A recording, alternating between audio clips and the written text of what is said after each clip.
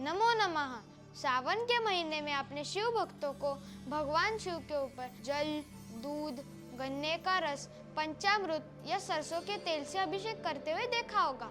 क्या आप जानते हैं इसके पीछे आखिर क्या महत्व है? चलिए जानते हैं आज के इस एपिसोड में। शिव महापुराण में श्रावण माह में भगवान शिव का जल अभिषेक का बहुत महत्व बताया गया है, जिसके अनुसार भगवान शिव को जल सबसे ज्यादा प्रिय है। विष्णु पुराण के अनुसार श्रावण माह में ही समुद्र मंथन हुआ था, जिसमें हलाहल विष निकला था और उस हलाहल विष से संपूर्ण सृष्टि को बचाने के लिए भगवान शिव ने उसे प्राशन कर अपने गले में रोक लिया था। इसलिए उन्हें नीलकंठ महादेव भी कहा जाता है। इसके कारण उनका शरीर जलने लगा। तो भगवान विष्णु ने सभी देवताओं से कहा कि इस तपिश को कम करने के लिए और साथ ही इस सृष्टि और सबकी रक्षा करने के लिए धन्यवाद हेतु भगवान शिव को जल अर्पित करके उनका अभिषेक किया जाए। इस हलाहल के कारण जो जलन उत्पन्न हुई है उसे सदा शांत रखने हेतु भगवान शिव ने अपने गले में नाग को धारण करके रखा है। और एक मान्यता ये भी है कि माता पार्वती ने भगवान शिव को अपने पति के रूप में प्राप्त करने के लिए श्रावण माह में कठोर तपस्या की थी और साथ ही में उनका जलाभिषेक भी किया था, जिससे प्रसन्न होकर भगवान शिव ने अपना बैरागी जीवन छोड़कर माता पार्वती के साथ विवाह कर लिया था। इसीलिए ऐसी मान्यता है कि भगवान शिव को जलाभिषेक करने से सारी मनोकामनाएं पूरी हो जाती हैं और पापों का भी विनाश होता है और साथ ही में जातक का मन शांत और शीतल रहता है। शिवलिंग पर जल चढ़ाने से नकारात्मक शक्तियों का भी विनाश होता है। चंदन, कर्पूर, केसर मिश्रित जल से अभिषेक करने से सुख और सौभाग्य की प्राप्ति होती है।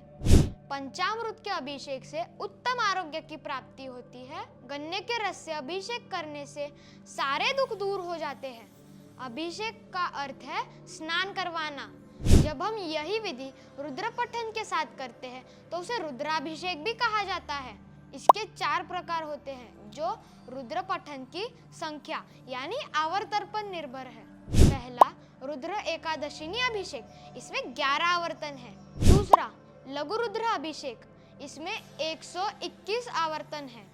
तीसरा महारुद्र अभिषेक, इसमें 1331 आवर्तन है। और आखिरी है अतिरुद्र अभिषेक, इसमें 14641 आवर्तन है। शिवलिंग पर जल चढ़ाने का कार्य प्रतीकात्मक महत्व रखता है। हिंदू अनुष्ठानों में पानी को शुद्धिकरण का तत्व माना जाता है। शिवलिंग पर पानी डालकर भक्त आंतरिक और बाहरी दोनों तरह से अशुद्धियों और नकारात्मक ऊर्जाओं से खुद को शुद्ध करने की कोशिश करता है। ऐसा माना जाता है कि यह मन, शरीर और आत्मा को शुद्ध करता है। जल जीवन के लिए आवश्यक है और इसे शिवलिंग पर चढ़ा के हम जल का महत्व स्वीकार करते हैं। यह अस्तित्व और निर्वाह के सार का प्रतिनिधित्व करता है और इसके अतिरिक्त भगवान शिव की जटाओं से गंगा नदी का प्रवाह निकलता है और जल चढ़ाना इस संबंध का सम्मान करने का एक तरीका है। अब जानते हैं इसके पीछे का वैज्ञानिक कारण।